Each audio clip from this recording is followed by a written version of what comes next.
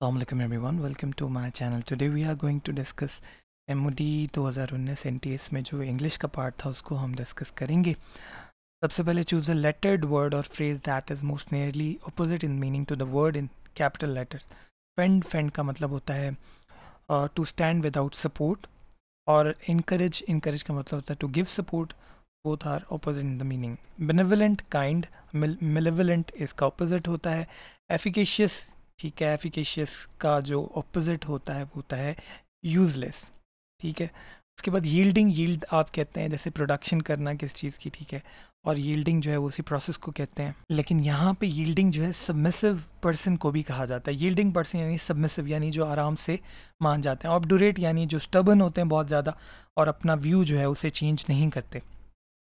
तो यील्डिंग का ऑपोजिट यहाँ पे ऑब्डुरेट होगा. देन आपका एनालॉजी है. अच्छा, अब ये मैं यहाँ पे आपको एक्सप्लेन भी करता हूँ. एनालॉजी में क्या होता है कि या तो सिनोनियम्स होते हैं या एंटोनियम्स होते हैं, या पार्ट होता है एक वर्ड और दूसरा उसका कंप्लीट होता है. इस तरह से डिफरेंट रिलेशंस होते हैं, लेकिन अगर आपको मीनिंग नहीं पता होंगे तो आप रिलेशन नहीं ढूंढ पाओगे. ब्रीफ और लीगल. देखें, ब्रीफ जो है वो ब्रिटिश कोर्ट में पेश करने वाले एक लीगल डॉक्यूमेंट को कहते हैं. ठीक है. तो ब्रीफ और लीगल जो है वो उसका ये रिलेशन है. इसी तरह जो आपका स्प्रेडशीट होती है उसका फाइनेंशियल, उसका जो नेचर होता है फाइनेंशियल होता है. कंप्लेन और काप जो है वो किसी झगड़ेलू अंदाज में कंप्लेन करने को कहते हैं. तो दोनों आपस में रिलेशन रखते हैं. इंटेंसिटी डिफरेंट है. कंप्लेन और काप में इंटेंसिटी डिफरेंट है. कंप्लेन करना भी सेम होता है और काप भी कंप्लेन करना होता है, लेकिन झगड़ेलू अंदाज में. इसी तरह ड्रिंक और गज़ल. ड्रिंक पीना और गज़ल जो है ग्रीडी अंदाज में पीने को कहते हैं. तो इसका राइट ऑप्शन ये एनालॉजी है. डीप्लेट और एनोवेट जो है अगेन दोनों एक दूसरे के सिनोनियम्स हैं. अच्छा, न्यूमिस्मैटिस्ट जो है वो कॉइन्स कलेक्ट करते हैं. ठीक है. तो कॉइन्स कलेक्ट करने वालों को न्यूमिस्मैटिस्ट कहते हैं, और इसी तरह स्टैम्प्स को जो कलेक्ट करते हैं उनको फिलाटेलिस्ट कहते हैं. तो ये रिलेशंस थे इसके दरमियान. ठीक है. इसके बाद आप आ जाएं एट्रॉफी जो है. अच्छा, अब सिनोनियम्स हमें देखने हैं. चूज द लेटर्ड वर्ड और phrase that is most nearly similar in the meaning to the word in capital letter. तो एंट्रोपी, वेस्ट अवे को ही एट्रॉफी कहा जाता है. Atrophy, waste away.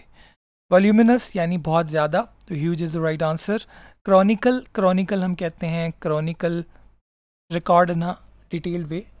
तो ये आपका क्रॉनिकल और रिकॉर्ड जो है सिनोनियम्स होते हैं. Tractable again easy to control, and amenable जो कि सजेशन के लिए बहुत ज़्यादा ओपन होते हैं, ओपन टू सजेशन होते हैं. तो ट्रैक्टेबल एंड एमिनेबल दोनों जो है वो सिनोनियम्स है. इसके बाद आपकी कॉम्प्रिहेंशन है. कॉम्प्रिहेंशन करने के लिए आपने क्या करना होता है, पहले आपने इसकी रीडिंग करनी होती है.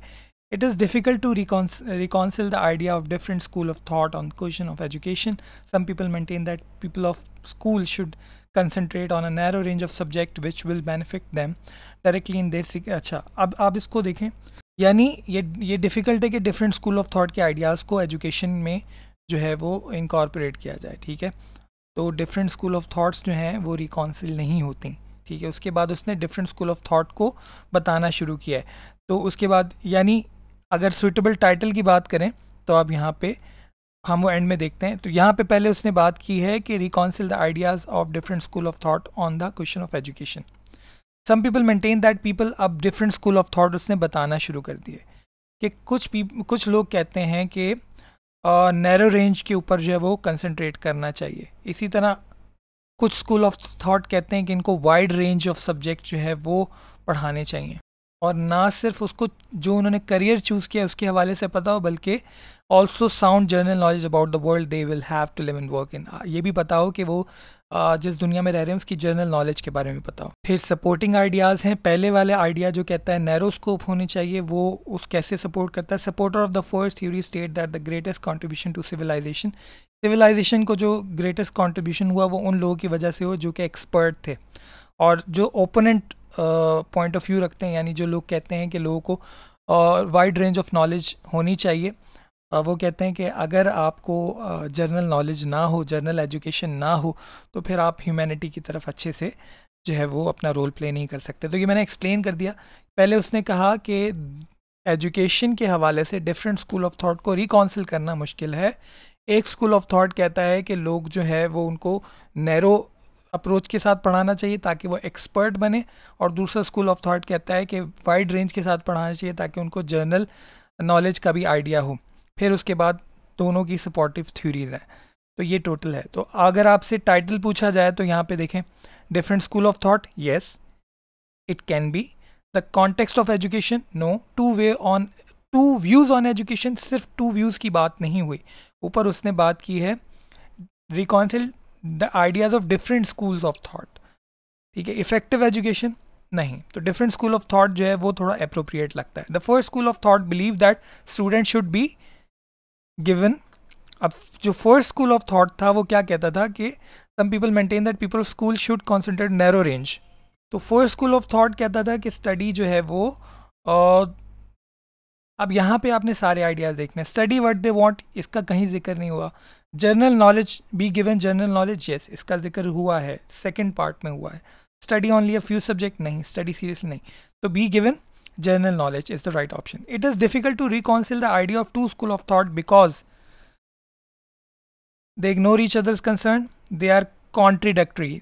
The right option is they are contradictory. दोनों जो है वो different ideas देते हैं। दोनों कहते हैं कि एक कहता है narrow scope हो, दूसरा कहता है wide scope हो। तो option D is the right answer. According to second school of thought, student with broad based knowledge would be more aware of their, हाँ ये last part में उसने कहा है would be more aware of their responsibility toward other, ठीक है। ये था इंग्लिश का पार्ट। इसके बाद जो है ये वाले सवाल मैं सॉल्व कर चुका हूँ ऑलरेडी और वीडियो शेयर कर चुका हूँ एनालिटिकल रीजनिंग की, ये वाले, इसका मैं लिंक भी आई बटन में दे दूँगा, ठीक है। ये भी मैंने सॉल्व किया था। और अब इसके बाद हम जो है वो कोशिश करेंगे कि बाकी जो रिमेनिंग पार्ट है उसको भी मैं सॉल्व करूँ, तो आपके सामने थोड़ी पिक्चर क्लियर हो जाए कि किस तरह से आपने जो है वो पूरे पेपर को सॉल्व करना है। वीडियो में इतना ही था। वीडियो पसंद आए लाइक एंड शेयर कीजिएगा, चैनल को सब्सक्राइब कीजिएगा, घंटी के बटन को दबा दीजिएगा। Thank you so much. Allah हाफ़िज़।